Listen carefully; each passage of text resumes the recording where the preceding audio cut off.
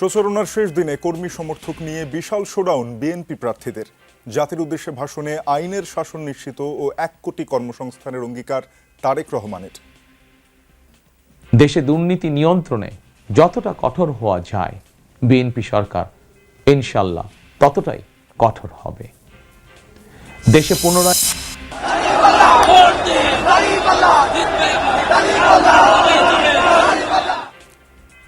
নতুন আঙ্গিকে দেশ পরিচালনার প্রতিশ্রুতি 11 দলীয় জোটের প্রার্থীদের। দাবি আদায়ে আর রাস্তায় নামতে হবে না জনগণকে, বললেন জামায়াত আমির।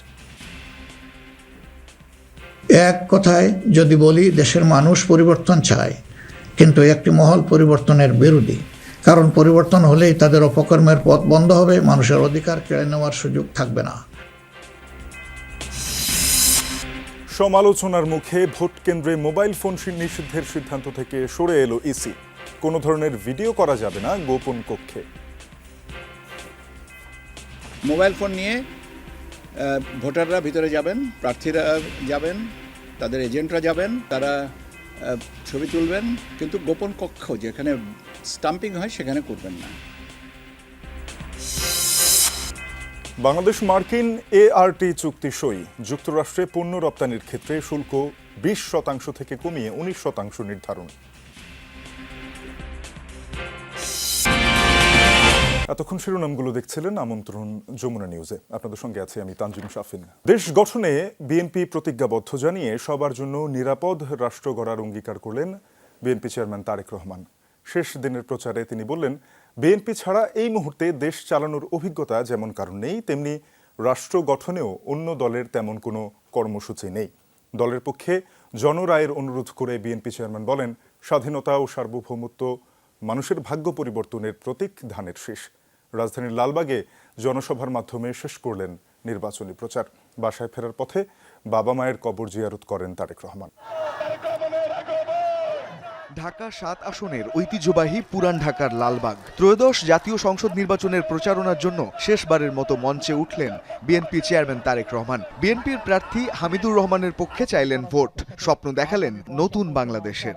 ইনশাআল্লাহ বিএনপি সরকার গঠন করলে পরে আমাদের যে সকল ভাই বোনেরা ট্রেনিং এর মাধ্যমে দক্ষ শ্রমিকে রূপান্তরিত হবে, তারা যখন বিদেশ যাবে, যদি তাদের অর্থ সংকট হয় তাহলে যেন তাদেরকে জমি বিক্রি করতে না হয়, বাপ দাদার জমি যাতে বিক্রি করতে না হয়, সেই জন্য আমরা তাদেরকে বিদেশ যাওয়ার জন্য তাদেরকে আমরা সরকার থেকে ঋণ প্রদান করব। এর আগে ঢাকা 6 আসনের ধূপখোলা মাঠে বিএনপি প্রার্থী ইশরাক হোসেনের পক্ষে নির্বাচনী প্রচারণায় অংশ নেন তারেক রহমান। যোগ দেন ঢাকা 4 আসনের জুরাইনে দলীয় প্রচারণায়ও। ঘনবসতিপূর্ণ এই এলাকার বিএনপি প্রার্থী তানভীর আহমেদ রবিন শোনান চরম দুরবস্থার কথা। তারেক রহমান আশ্বাস দেন 12 তারিখের পর ফিরবে সুদিন। মানুষের কর্মসংস্থানের সমস্যা, এই যে মিল ফ্যাক্টরিগুলো বন্ধ হয়ে যাচ্ছে, এই কাজগুলো আমাদের পক্ষে করা সম্ভব। ইনশাল্লাহ আপনাদের সমর্থনে, আল্লাহর রহমতে ধানের শীষ নির্বাচিত হলে, ধানের শীষ সরকার গঠন করলে এই কাজগুলো আমরা করব। শেষ ধাপের নির্বাচনী প্রচারণার অংশ হিসেবে এর আগে ঢাকা 5 আসনের যাত্রাবাড়ি যান বিএনপি চেয়ারম্যান। প্রচারণা চালান এই আসনের বিএনপির প্রার্থী নবিউল্লাহ নবীর পক্ষে। বিকেলে বড় পরিসরে তারেক রহমানকে স্বাগত জানানো হয় ঢাকা 9-এর বাসাবো তরুণ সংঘ মাঠে। বিএনপি প্রার্থী হাবিবুর রশিদ হাবিবের হাত ধরে সবুজবাগ, খিলগাঁও ও মুগদা এলাকার জলাবদ্ধতা সহ সকল সমস্যা নিরসনের প্রতিশ্রুতি দেন তারেক রহমান। মেগা প্রজেক্টের নামে আমরা দুর্নীতি দেখেছি, মেগা দুর্নীতি। দেশ থেকে বছরে $16 বিলিয়ন পাচার হয়ে গিয়েছে, কিন্তু জনগণের স্বাস্থ্য সেবা বৃদ্ধি করার জন্য যে হাসপাতালের সুযোগ সুবিধা বৃদ্ধি হবে, সেই কাজটি হয়নি জনগণের জন্য।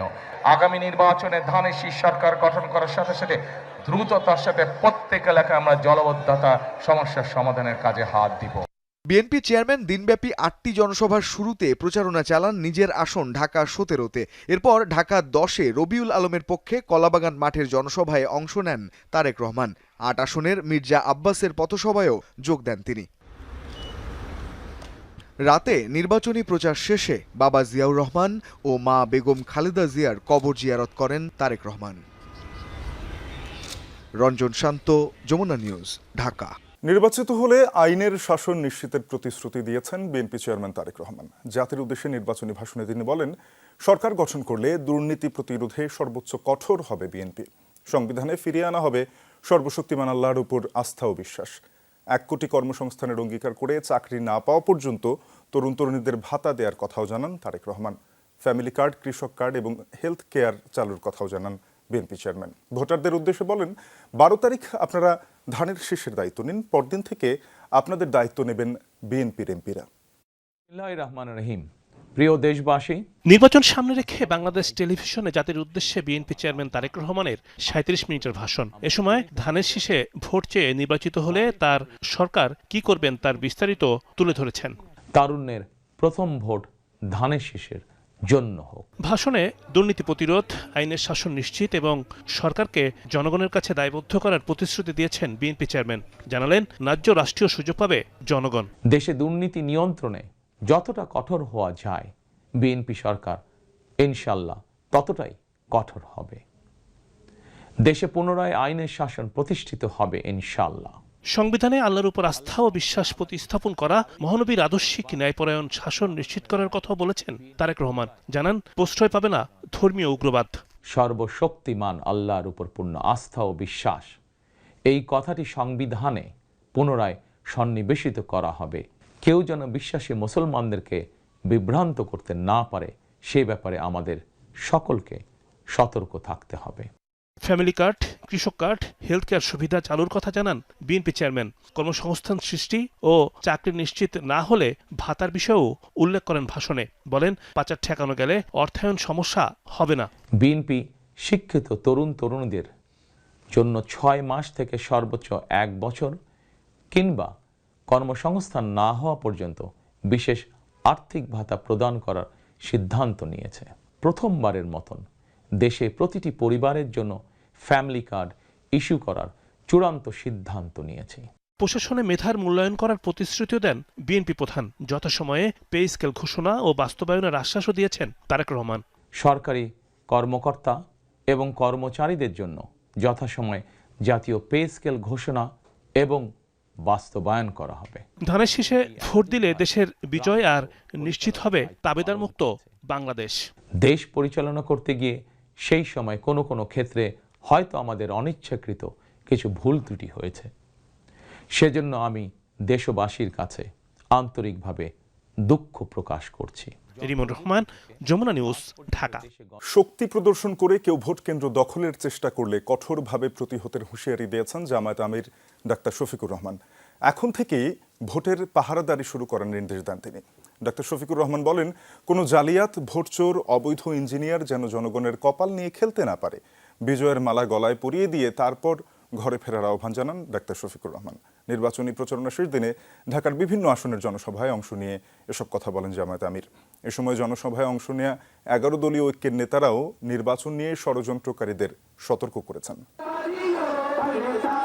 দোহার নবাবগঞ্জ ঢাকা 1 আসনের নির্বাচনী জনসভা দিয়ে ত্রয়োদশ জাতীয় নির্বাচনের প্রচারণার ইতি টানলেন জামাত আমির ডাক্তার শফিকুর রহমান। সবশেষ জনসভায়ও দোহার জয়কালী বড় মাঠ নেতাকর্মী ও সমর্থকদের চাপে কানায় কানায় পূর্ণ হয়ে যায়। শেষ নির্বাচনী সভায়ও জামাত আমির বলেন, দেশের মানুষ জামাতকে নির্বাচিত করলে দুর্নীতি, চাঁদাবাজ, ফ্যাসিবাদ মুক্ত ও মানবিক বাংলাদেশ গড়ে তোলা হবে। নারীর অধিকার রক্ষায় সর্বোচ্চ গুরুত্ব দেয়া হবে বলেও প্রতিশ্রুতি দেন তিনি। যারা অতীতেই বিভাজন করেছে তারাই অন্যদের সবচেয়ে বেশি সর্বনাশ করেছে। আমরা এই গণদুশমনদেরকে রুখে দেব। আমরা সবাই মিলেমিশে সৌহার্দ্য, সম্প্রীতি, ভ্রাতৃত্বের ভিতরে ইনশাআল্লাহ একটা ঐক্যবদ্ধ বাংলাদেশ গড়ে তুলতে চাই। এই বাংলাদেশকে আর কাউকে বিভক্ত করতে দেওয়া হবে না ইনশাআল্লাহ। এ সময় ডাক্তার শফিকুর রহমান বলেন, একটি দল নির্বাচনে শক্তি প্রদর্শন করে জয়ী হওয়ার চেষ্টা করছে। কেউ অবৈধ শক্তি প্রয়োগ করে ভোট কেন্দ্র দখলের চেষ্টা করলে তাদের প্রতিহত করার নির্দেশ দেন তিনি। উস্কানি কেউ দিলে চোখে চোখ রেখে বলবেন, ইনশাআল্লাহ 12 তারিখ যাব, আমার পছন্দের প্রার্থী এবং প্রতীকে ভোট দেব, তোমার পারলে তুমি আমাকে ঠেকাইও। ত্রয়োদশ জাতীয় সংসদ নির্বাচনে ঢাকা 1 আসনের সর্বশেষ জনসভায় অংশ নিলেন জামাত আমির ডাক্তার শফিকুর রহমান। এ সময় তিনি অন্যান্য নির্বাচনী সমাবেশের মতো বৈষম্য এবং ফ্যাসিবাদ মুক্ত বাংলাদেশ গড়ার প্রতিশ্রুতি দেন তিনি। একই সাথে 12 ফেব্রুয়ারি নির্বাচনের ফলাফল প্রকাশ না হওয়া পর্যন্ত কেন্দ্রে অবস্থান নেওয়ার পরামর্শ দেন জামাত আমির ডাক্তার শফিকুর রহমান। এর আগে দিনের শুরুতে সকাল 10টায় ঢাকা 13 আসনের নির্বাচনী জনসভায় মোহাম্মদপুরের কেন্দ্রীয় ঈদগাহ মাঠে অংশ নেন জামাত আমির, যেখানে 11 দলীয় ঐক্যের প্রার্থী বাংলাদেশ খেলাফত মজলিসের আমির মামুনুল হক। জনসভায় এনসিপির আহ্বায়ক নাহিদ ইসলাম, ডাকসু ভিপি সাদিক কায়েম সহ উপস্থিত ছিলেন 11 দলের নেতারা। এ সময় রিকশা প্রতীকে ভোট চেয়ে নির্বাচন কমিশনের সমালোচনা করেন তারা। ভোট কেন্দ্র যদি দখলের চেষ্টা করা হয়, ইনশাআল্লাহ শক্ত হাতে লাঠি হাতে তরুণ সমাজ প্রতিহত করতে হবে। মাদক সাম্রাজ্য মুক্ত মোহাম্মদপুর আপনাদেরকে ইনশাআল্লাহ উপহার দিতে চাই। একই অন্ধকার গলিপথে আমাদের নির্বাচন কমিশন হাঁটার চেষ্টা করছে। জনসভায় একটি পক্ষ ভোট হাইজ্যাক করার চেষ্টা করছে অভিযোগ করে সব ষড়যন্ত্র রুখে দেওয়ার আহ্বান জানান জামাত আমির।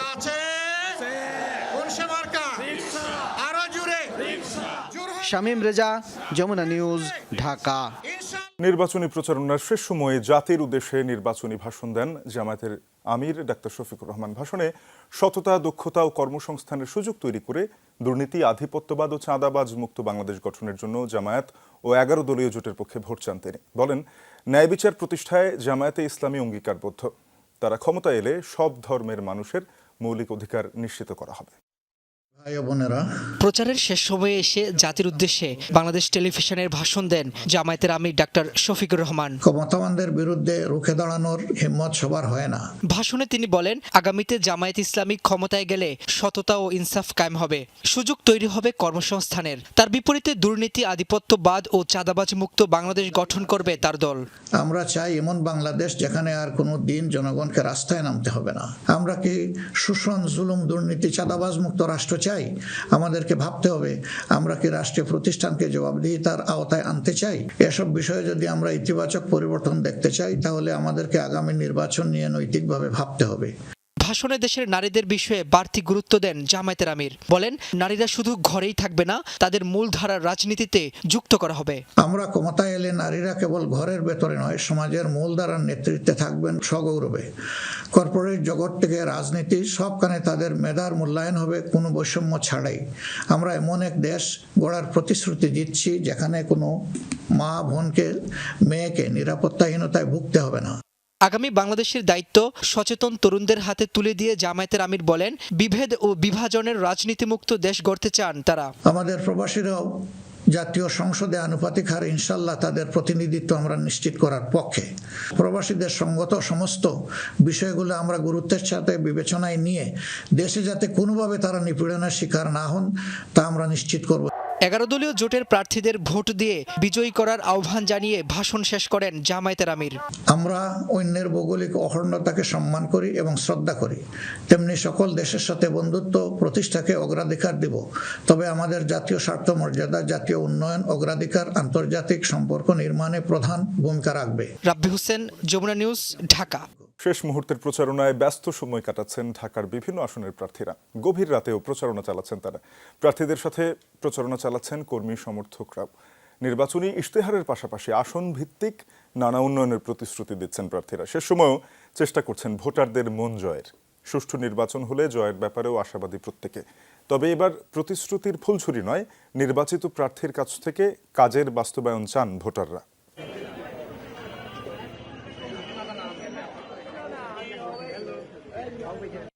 প্রত্যাশা হলো রাস্তাঘাটের উন্নয়ন, মানুষের নিরাপত্তা, বুঝছেন। আর সে যদি আমাদের এই 9 নম্বর ওয়ার্ডের মানুষের জন্য ভালো কাজ করে, এটাই তো প্রত্যাশা। মাদক মুক্ত আমাদের 9 আসনটা করতে পারে, এটাই হলো প্রত্যাশা। আর আমাদের রাস্তাঘাটের উন্নতি করবে, এটাই আমাদের প্রত্যাশা ওনার কাছে। প্রত্যাশা অনেকই থাকবে আমাদের, কিন্তু জনসংকুল দেশ, সেই হিসাবে আমাদের প্রাপ্তি কম। এই প্রাপ্তি কমের ভিতরেও আমি আশা করব আগামীকাল সকাল 7টায় শেষ হচ্ছে নির্বাচনী প্রচারণা, আর কয়েক ঘন্টার প্রচারণায় এখনও রাজধানীতে জমজমাট। এই নিয়ে বিস্তারিত জানতে চাই, খিলগাঁও এলাকায় রয়েছেন সহকর্মী রায়হান ফেরদৌস। রায়হান, জানাবেন যে শেষ মুহূর্তের প্রচারণা কেমন চলছে রাজধানীতে?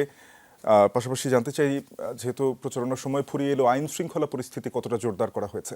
শাফিন, যদিও এখন মধ্যরাত, এই আজকে ত্রয়োদশ জাতীয় নির্বাচনের গণসংযোগ এবং নির্বাচনী প্রচারণার শেষ দিন এবং শেষ সময়ে বিভিন্ন নগরীর বিভিন্ন প্রার্থীরা বিভিন্ন জায়গায় গণসংযোগ করছেন, ভোটারদের সাথে কথা বলছেন।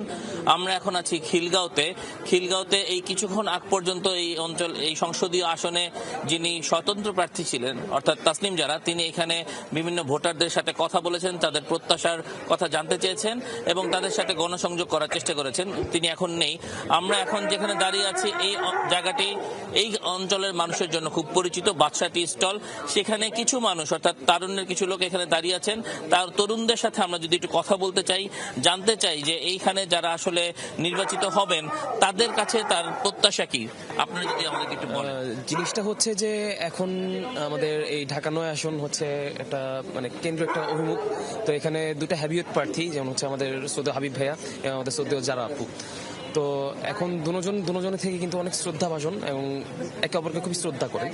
তো সেক্ষেত্রে মানে এখন যিনি নির্বাচিত হবেন তারা তাদের প্রত্যাশা এবং তাদের এটা সব অবশ্যই তাদেরকে এরা প্রতিজ্ঞাবদ্ধ হয়ে তারা কাজটা করবে। তো আমরাও চাই যাতে সঠিক বিবেচিত ব্যক্তি যেন আমাদের কাছে সংসদ সদস্য হিসেবে যেন আমাদের কাছে। আর খিলগাঁর যে একটা বিষয় যেটা রয়েছে গ্যাসের সংকট, গ্যাসের প্রবলেম, আপনারা দেখতে পারবেন যে রমজান হলে একটা গ্যাসের একটা সংকট থাকে। যেহেতু আমাদের শ্রদ্ধেয় জারাপু একটা অঙ্গীকার দিয়েছেন যে গ্যাসের আমরা যদি সাপোর্ট বা গ্যাসের সার্ভিসটা যদি আমরা প্রপারলি ভাবে না পাই, তাহলে যেন বিলটা যাতে না হয়, এটা যেন অধিবেশন পাস করবেন।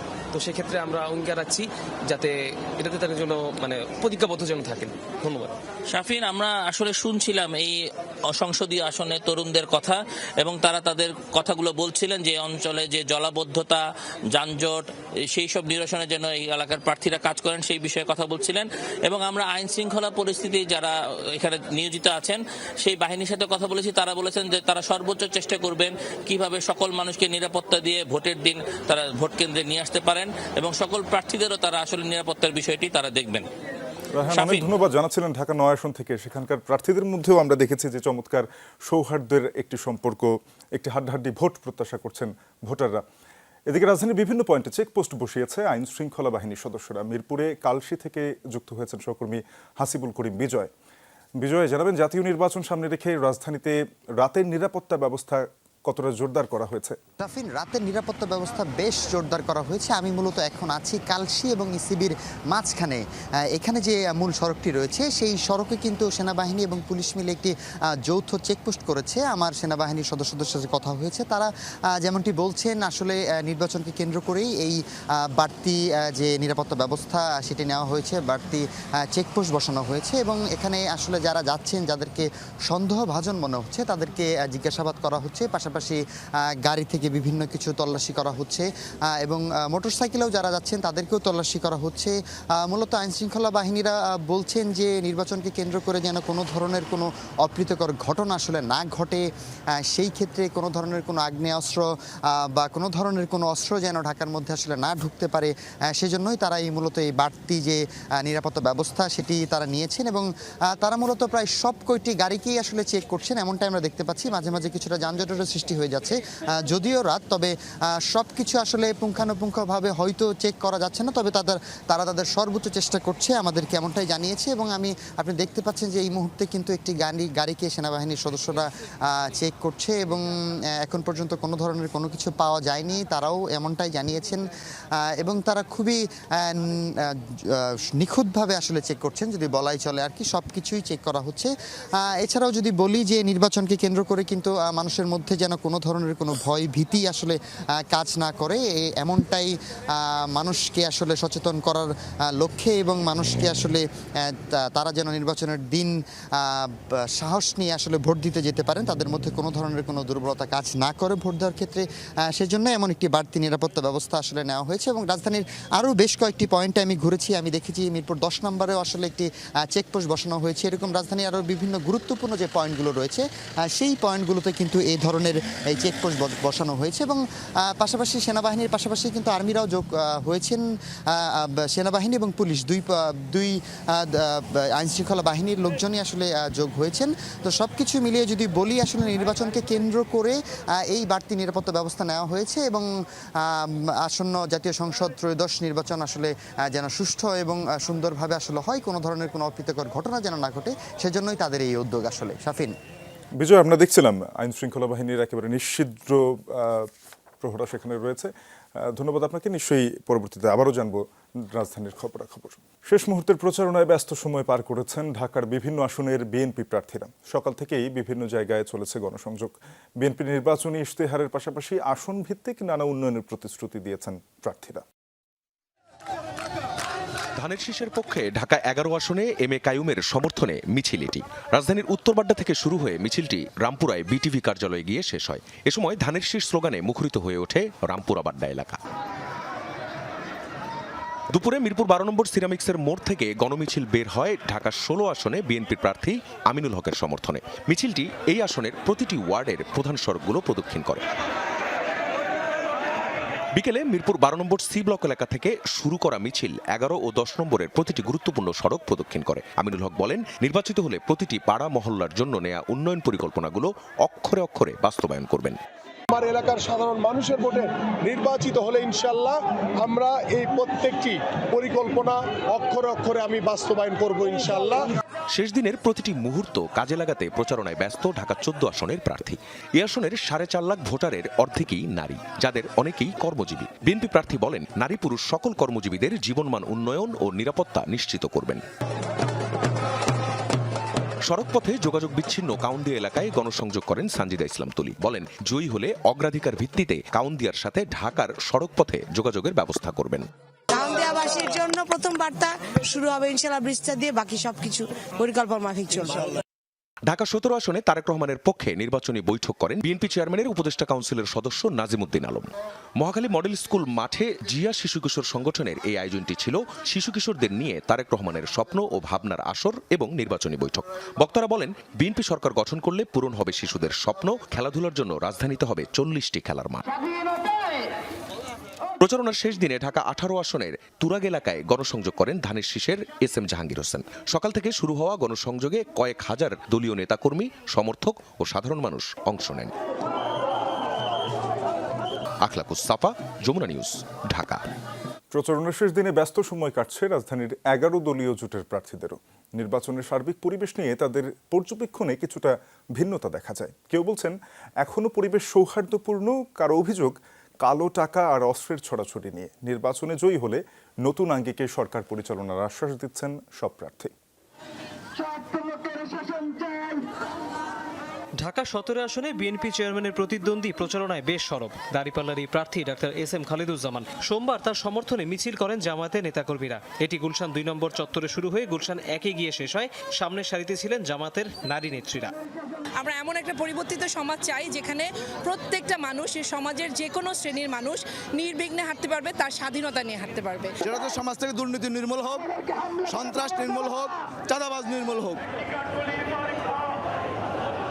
ঢাকা 6 আসনে গণমিছিল করেন জামাতের ডক্টর আব্দুল মান্নান। টিকাটুলি থেকে সূত্রাপুর, ওয়ারি, গ্যান্ডারিয়া বিভিন্ন এলাকায় নেতাকর্মীদের সাথে নিয়ে প্রচারণা চালান তিনি। ঢাকা 6-এর মানুষরা উন্নয়ন বঞ্চিত। এই উন্নয়ন বঞ্চিত মানুষরা তারা বলছে যে আমরা নৌকা দেখেছি, লাঙ্গল দেখেছি, ধানের শীষ দেখেছি, এবার দাঁড়িপাল্লা দেখতে চাই। ঢাকা 12 আসনে 11 দলীয় জোটের প্রার্থী সাইফুল আলম খান মিলন বিকেলে কারওয়ান বাজার এলাকায় গণসংযোগ করেন। তার অভিযোগ, ভোটের আগে প্রচুর টাকার ছড়াছড়ি হচ্ছে, আসছে অস্ত্র। আমি নির্বাচিত হলে চাঁদাবাজিকে অ্যাড্রেস করব। মাদক সমস্যা আছে এখানে, এবং আরেকটা সমস্যা হলো আমাদের গ্যাস নাই, পানি নাই, আমাদের জলবদ্ধতা আছে। নিজেদের নির্বাচনী এলাকায় ছুটে বেরিয়েছেন এনসিপির প্রার্থীরাও। জোটে নারী সমর্থকদের উপর হামলা ও নিপীড়নের প্রতিবাদে মিছিল করেন তারা। পরে পদযাত্রা করেন ঢাকা 18 আসনে শাপলাকলি প্রার্থী আরিফুল ইসলাম আদিব। সবাইকে ভোট কেন্দ্রে যাওয়ার আহ্বান জানান ঢাকা 8 আসনে এনসিপি প্রার্থী নাসির উদ্দিন পাটোয়ারি। অভিযোগ, তার নির্বাচনী ক্যাম্পে কুপিয়ে আহত করা হয়েছে 4 জনকে। 11 দলীয় জোটের নেতৃত্বে কোন জামায়াতের সরকার হবে না, এনসিপির সরকার হবে না, বাংলাদেশের 18 কোটি মানুষের 12 তারিখের পরে জনগণের সরকার গঠন হবে বাংলাদেশে। নির্বাচনের আনুষ্ঠানিক প্রচারণার সময় শেষ হবে মঙ্গলবার সকাল 7:30টায়। তৌহিদ হোসেন, যমুনা নিউজ, ঢাকা। নির্বাচনী প্রচারণার শেষ মুহূর্তে দেশের বিভিন্ন স্থানে গণসংযোগে ব্যস্ত প্রার্থীরা। সোমবার বিকেলে ভোলা চরফ্যাশনে নির্বাচনী জনসভা করেন ভোলা 4 আসনের বিএনপি প্রার্থী নুরুল ইসলাম নয়ন। বলেন, 5 আগস্টের পর আওয়ামী লীগের কোনো নেতাকর্মীদের উপর নির্যাতন নিপীড়ন করেনি বিএনপি। এটাই প্রমাণ করে দেশের মানুষ বিএনপির কাছে নিরাপদ। এ সময় ধানের শীষের পক্ষে ভোট চান নয়ন।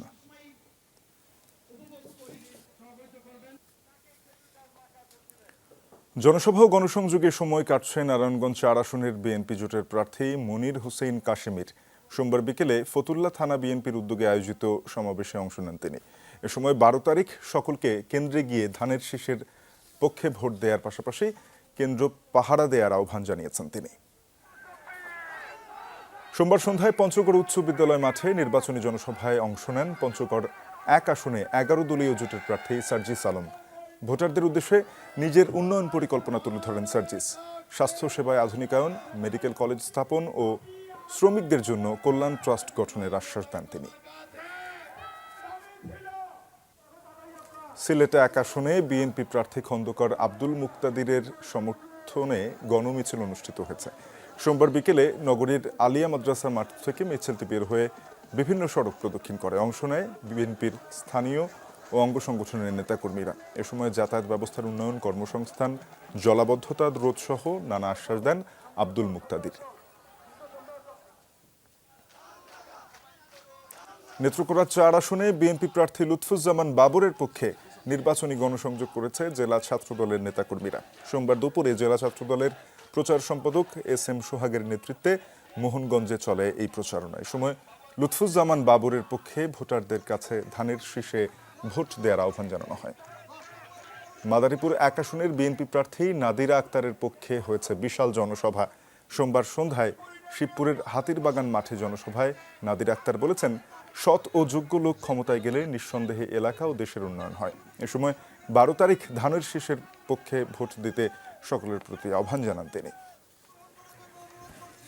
ত্রয়োদশ জাতীয় সংসদ নির্বাচনে ভোটাধিকার প্রয়োগ করতে ও টানা ছুটিতে ঢাকা ছাড়ছেন নগরবাসী। মহাসড়কে বেড়েছে যাত্রী ও যানবাহনের চাপ। সন্ধ্যায় কলকারখানা, অফিস, আদালত ছুটির পর থেকেই বাস স্ট্যান্ডে যাত্রীদের ভিড় বাড়তে থাকে। এ সময় বাড়ার সাথে সাথে বাস কাউন্টারে যাত্রীদের উপচে পড়া ভিড় দেখা যায়। চাপ সামলাতে মহাসড়কে চলাচল করছে স্বাভাবিক সময়ের চেয়ে বেশি পরিমাণে বাস। এতে বিভিন্ন স্থানে গাড়ির জটলা, ধীর গতির সৃষ্টি হচ্ছে। তবে প্রয়োজনের তুলনায় যানবাহন অপ্রতুল হওয়ায় কেউ কেউ ট্রাক ও পিকআপে চড়েই রওনা হয়েছেন গন্তব্যে। কোথাও কোথাও বেশি ভাড়া নেয়ার অভিযোগ করেছেন যাত্রীরা। মহাসড়কের বিভিন্ন স্থানে চেকপোস্ট বসিয়ে তল্লাশি চালাচ্ছে পুলিশ। পুরা 20 বছর পর নির্বাচন হতেছে, এজন্য আমরা যাইতেছি ভোট দেওয়ার জন্য আনন্দে। দীর্ঘ 20 বছর পরে বাংলাদেশে নির্বাচন হচ্ছে, এই নির্বাচনে ভোট দেওয়ার জন্য বাড়িতে যাওয়া। এ বিষয়ে আরো বিস্তারিত জানতে চাই। ঢাকার অন্যতম প্রবেশ মুখ টঙ্গী বাস স্ট্যান্ডে রয়েছেন সহকর্মী পলাশ প্রধান। পলাশ, জানাবেন যে সড়কে যানবাহন এবং যাত্রীদের চাপ কতটা দেখছেন, যাত্রীরা বাড়তি ভাড়া নেওয়ার অভিযোগ করছেন কিনা? শাফি, যাত্রীদের যে অতিরিক্ত ভাড়া সেটি কিন্তু কিছুক্ষণ আগে একাধিক যাত্রীর সাথে কথা বলছিলাম, তারা যেখানে বলছিল যে যেখানে 150 টাকার ভাড়া রয়েছে সেখানে কিন্তু প্রায় 700 থেকে 800 টাকা। ময়মনসিংহ, রংপুর, রাজশাহী বিভিন্ন জেলা যাত্রী রয়েছে, তারা কিন্তু আসলে মৃত্যু ঝুঁকি নিয়ে ট্রাকে করে কিন্তু মালবাহী যে ট্রাকগুলো রয়েছে সেই ট্রাকে দড়িতে বেঁধেই কিন্তু তারা গ্রামের বাড়ির উদ্দেশ্যে রওনা হচ্ছে।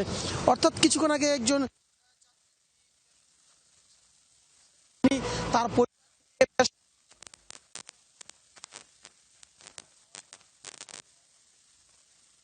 তিনি এখানেই আসলে ঘন্টার পর ঘন্টা অপেক্ষা করছে।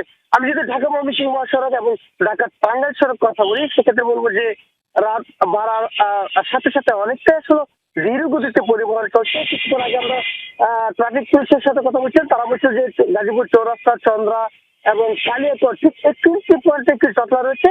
এছাড়া রাজধানী প্রবেশপথ, যেটি আসলে এখন থেকে ঠিক আধা ঘন্টা আগে যে চিত্র দেখিয়েছিলাম, সেটি অনেকটাই আসলে পরিবর্তন হয়েছে।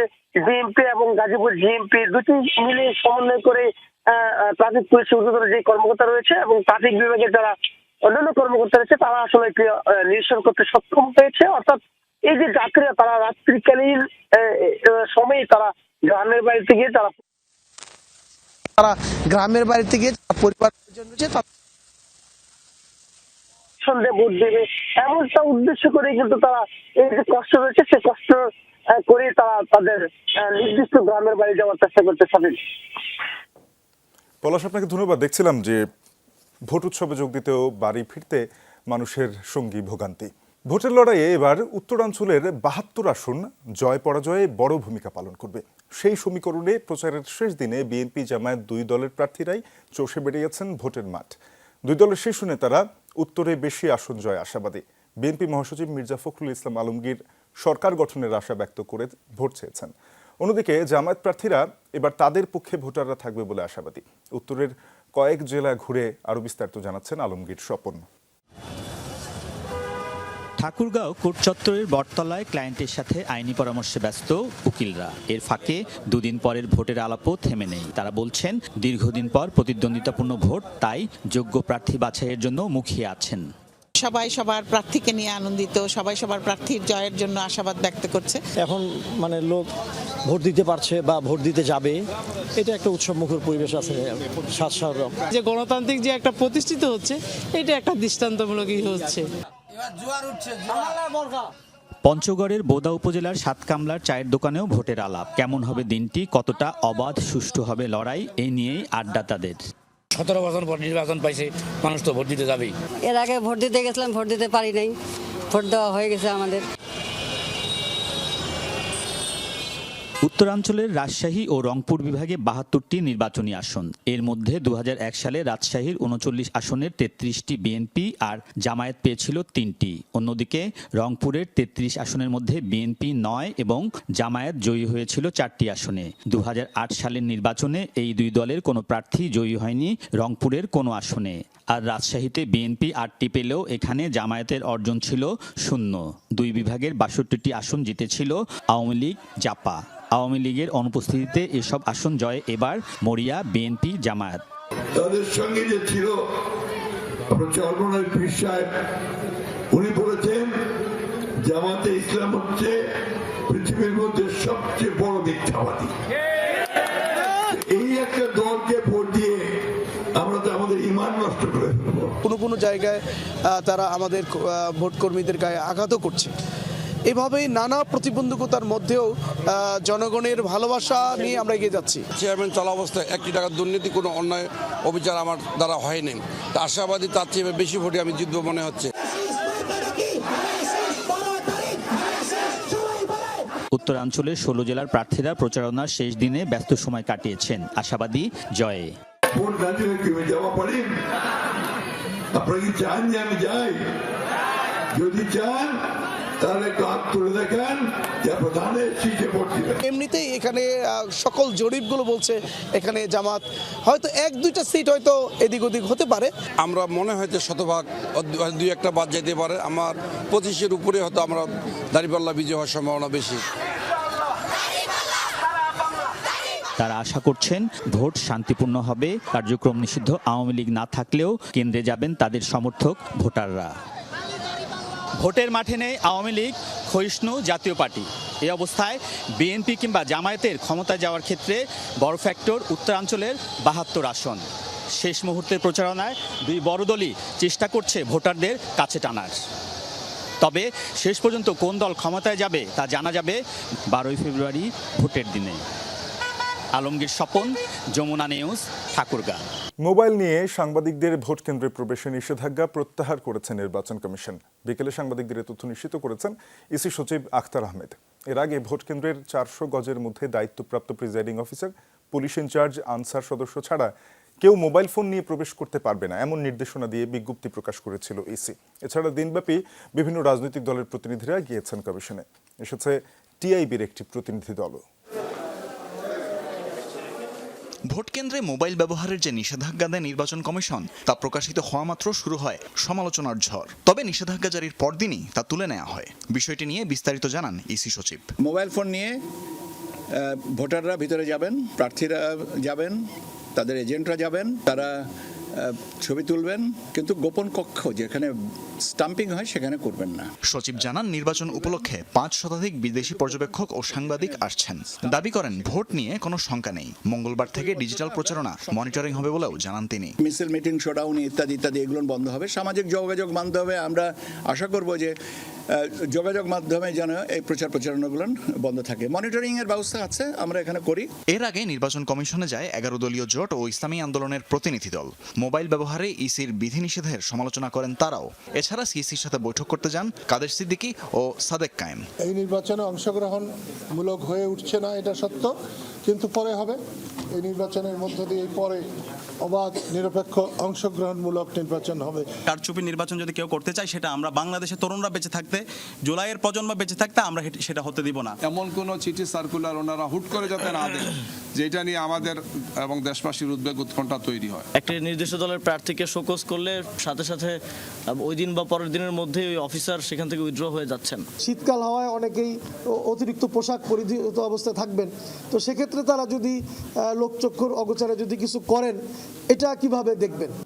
এছাড়া টিআইবির একটি প্রতিনিধি দল যায় ইসিতে। পরে সংস্থাটির নির্বাহী পরিচালক ইফতেখারুজ্জামান বলেন, দেশের নারী, আদিবাসী, লৈঙ্গিক বৈচিত্র্যের মানুষ সহ অনেকেই ঝুঁকিপূর্ণ অবস্থায় আছে। নির্বাচনের পূর্ববর্তী যে সময়টুকু আছে এবং সামনে নির্বাচনের দিন, তারা সমান প্রতিযোগিতার ক্ষেত্রে যা বোঝায় সেটা নিশ্চিত করে তারা নিজেরা তাদের ভোটের অধিকারটা চর্চা করতে পারবে কিনা, সেটি নিয়ে আমাদের উদ্বেগের যথেষ্ট কারণ রয়েছে।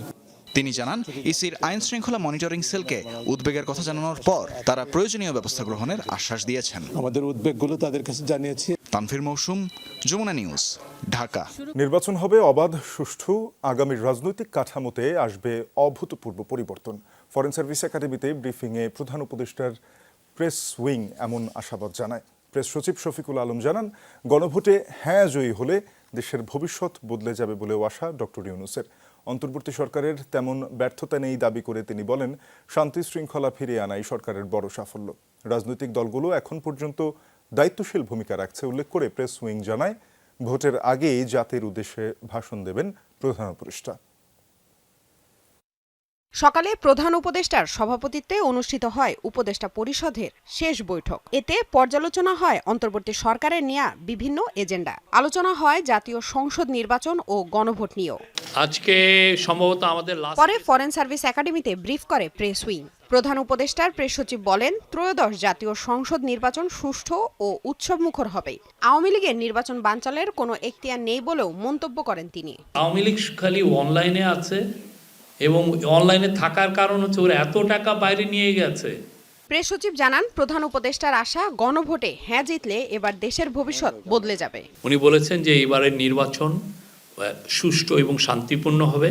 নির্বাচন রাজনৈতিক কাঠামোর মধ্যে একটা অভূতপূর্ব চেঞ্জ নিয়ে আসবে, নির্বাচন এবং রেফারেন্ডাম। উনি আশা করছেন যে এইবারে নির্বাচন মানে অন্যান্য যে কোনো বারের নির্বাচনের চেয়ে ভালো হবে। আর আবার গণভোটে হা ভোট জিতলে উনি বললেন যে বাংলাদেশের ভবিষ্যৎ সুন্দরভাবে নির্মিত হবে। শফিকুল আলম দাবি করেন, এই সরকারের তেমন ব্যর্থতা নেই। সবচেয়ে বড় সফলতা শান্তি ও শৃঙ্খলা ফিরিয়ে আনা। আমি মনে করি না এই গভর্নমেন্টের ব্যর্থতা তেমন একটা আছে। যে ভয়ানক ক্রাইম করেছিলেন আগের স্বৈরাচার, তার জন্য বিচার করা হয়েছে। দেশকে একটা ভালো ইলেকশনের দ্বার প্রান্তে নিয়ে আসা হয়েছে এবং আমরা আশা করি দেশের ইতিহাসের one of the best election হবে। দেশের আমরা একটা বলিষ্ঠ ফরেন পলিসি পেয়েছি।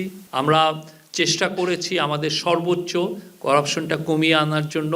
প্রধান উপদেষ্টার উপপ্রেস সচিব জানান, নির্বাচন পর্যবেক্ষণে বিদেশ থেকে 330 জন পর্যবেক্ষক আসবে। সবচেয়ে বড় দলটি ইউরোপীয় ইউনিয়নের।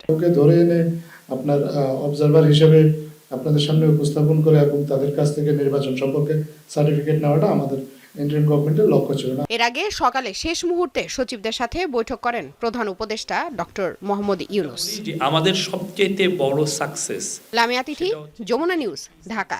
রাজধানী ঢাকার 37টি ভোট কেন্দ্র ঝুঁকিপূর্ণ হিসেবে চিহ্নিত করা হয়েছে, তবে নির্বাচনকালীন সময় নিরাপত্তা নিয়ে কোনো হুমকি নেই। এমনটা জানিয়েছেন ডিএমপি কমিশনার শেখ মোহাম্মদ সাজ্জাদ আলী। বলেন, এবারে নির্বাচনে পুলিশকে কেউ হাতিয়ার হিসেবে ব্যবহার করতে পারবে না। এদিকে নির্বাচনে সারা দেশে 5 লাখের বেশি আনসার সদস্য মোতায়েন থাকবে। সকালে নির্বাচন প্রস্তুতিকালীন এক সমাবেশে জানানো হয় এ তথ্য। নির্বাচনকে ঘিরে ঢাকা মেট্রোপলিটন পুলিশের নিরাপত্তা পরিকল্পনা নিয়ে এই সংবাদ সম্মেলন। সুবিধাজনক স্থানে মোতায়েন থাকবে স্পেশাল রিজার্ভ ফোর্স। ডিএমপির মিডিয়া সেন্টারে ব্রিফিংয়ে হাজির হন কমিশনার শেখ মোহাম্মদ সাজ্জাদ আলী। কথা বলেন নির্বাচনকালীন নিরাপত্তা ও সমসাময়িক ঘটনা নিয়ে। দায়িত্ব পালন করে এমন একটি মানদণ্ড স্থাপন করব। ঢাকার 37টি কেন্দ্রকে ঝুঁকিপূর্ণ হিসেবে চিহ্নিত করা হয়েছে উল্লেখ করে কমিশনার বলেন, ভোটে নিরাপত্তা নিয়ে কোনো হুমকি নেই, কোনো থ্রেট নাই। পরিবেশ দেখতেছেন না, স্বাভাবিক সময়ের চেয়ে ভালো পরিবেশ চলতেছে। ক্রাইম নাই, ল অ্যান্ড অর্ডার সমস্যা নাই, রাস্তা ব্লকিং নাই, খুবই ভালো পরিবেশ। 3 কোটি লোকের শহর, এরূপ একটি শহরে আমরা পুলিশিং করি। তো এখন যে আপনারা দেখতেছেন ল অ্যান্ড অর্ডার এবং ক্রাইম সিচুয়েশন, আমি তো মনে করি চমৎকার। নির্বাচনে নিরপেক্ষ ও সাহসিকতার সঙ্গে দায়িত্ব পালনে আনসার বাহিনীর প্রতি আহ্বান জানিয়েছে বাহিনীটির মহাপরিচালক। এই যে আনসার বিডিপির যে আপনাকে আদর্শ দেওয়া হলো নিরপেক্ষভাবে এই নির্বাচনে ভূমিকা রাখার জন্য, সেই ধারণাটাকেই আপনি প্রতিষ্ঠিত করবেন।